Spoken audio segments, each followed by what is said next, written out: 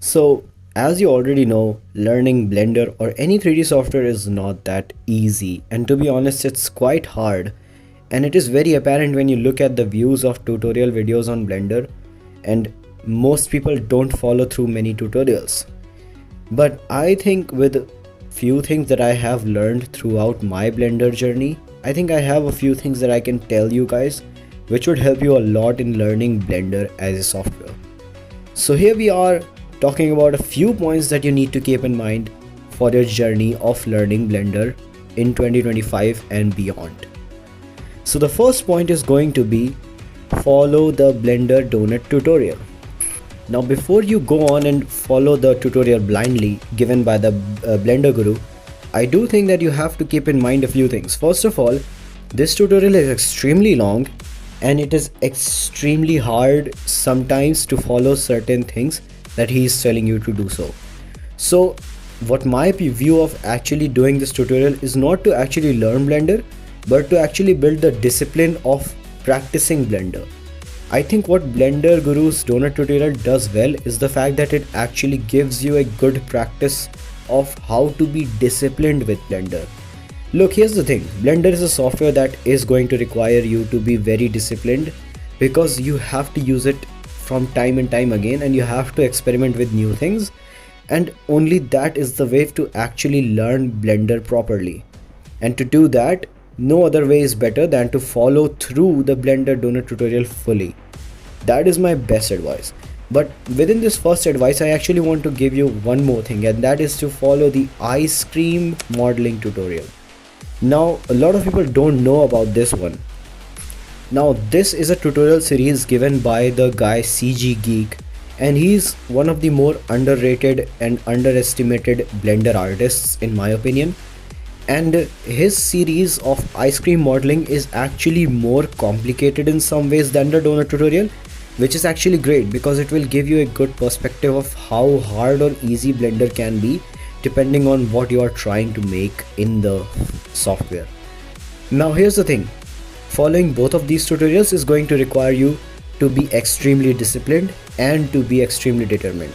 So these tutorial series are not directly related to your skills and your future skills in Blender, but rather you being able to develop the discipline to learn Blender properly.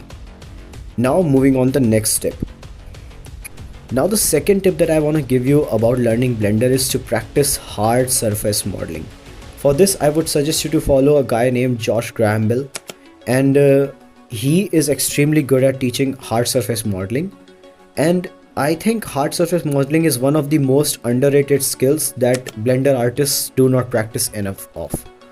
In my opinion, what you should do is that you should try to practice hard surface modeling as much as possible, and even go as far as modeling something complex like a gun or a car.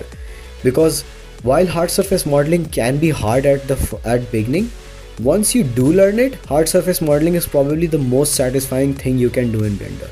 It's extremely satisfying, it's extremely fun to do, and in general it will increase your skill and your creativity in using Blender. Now one of the more important tips and the third tip in my Blender journey is to just go and create different types of arts. Now here's the thing, very often when people are new to a 3D software, especially Blender, because Blender is a free 3D software and most people who are learning Blender are those who do not have any background in any sort of 3D software. Most often these people are looking for a very specific step to follow, but the reality is that in case of learning Blender there is no specific path. You can learn 3D modeling, you can learn sculpting, you can learn animation, you can learn something even as much as 2D art with the grease pencil. And so in case of Blender, it's not very specific what you should be doing next. It's more dependent on what you are interested in doing. For example, why I'm saying is that you should be learning hard surface modeling. One of the reasons for me to tell you that hard surface modeling is important is because I liked it. You don't have to necessarily practice hard surface modeling though. You can try and model something which is complicated and maybe it doesn't have a hard surface. You can start with sculpting. Either way, you have to develop skill with something that is complicated. But in case of following Blender, one of the more important tips is that you have to start creating art which you like to do so. Like, don't try to look up the next most appropriate step. Try to create what you want to create, and that will make your interest more in Blender, and it will basically maintain your interest in Blender. Because Blender is a 3D software which is fun to learn at first, but you can actually also quickly lose interest in it once you have learned enough about it. So in my opinion, making as many art and as much as art possible in the software is more important than actually following any specific step guide. Now, the second last tip that I want to give you is that learn about using smart things in Blender. What I'm trying to say is that try to learn to use assets in your arts, try to learn to use Blender add-ons, try to learn and use external tools in order to support your art that you're making within Blender. Why I'm telling you this is because not only using assets and add-ons save you a lot of time, but it actually widens your view in terms of what you can create. Very often, when you are a beginner 3D artist, you will not be able to create every asset. And sometimes you don't even want to create those assets. I mean, in my case, I have not been able to create any organic thing like plants and perhaps animals in my 3D scenery at all. And while I have made certain artworks that do have plants, those were never made by me. Those were either generated by an add-on or just completely different assets that I downloaded from somewhere else. And so you don't have to personally learn everything and every aspect of modeling in Blender. If anything, utilize assets and modeling tools more. And the final tip about learning Blender, and perhaps the most important one, is going to be do not give up. Now it sounds overly simplified, but Blender as a software can be either very hard to learn in the beginning, and once you do learn it, it becomes boring to learn anything further. Sometimes even I find myself in situations where I don't want to open up a tutorial because I know enough about Blender that I either want to figure that thing out, or I just don't want to waste time anymore watching a tutorial because I'm bored. And so you have to try and push yourself through that boundary. Remember, the one thing about learning Blender is that there will always be a hump. You will reach that one place when you know enough to create your own art, but you don't know more than what you want to create. And you have to learn more than what you want to create in order to actually create great art in future.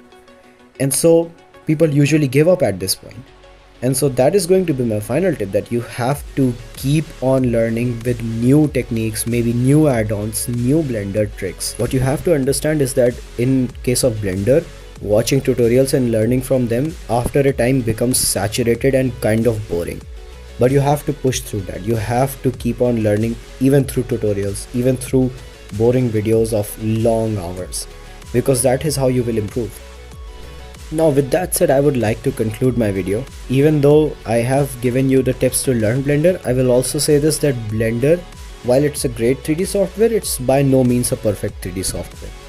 And I think Blender, if it's paired with other 3D softwares like Substance Painter and Unreal Engine, then it can actually perform at its best potential.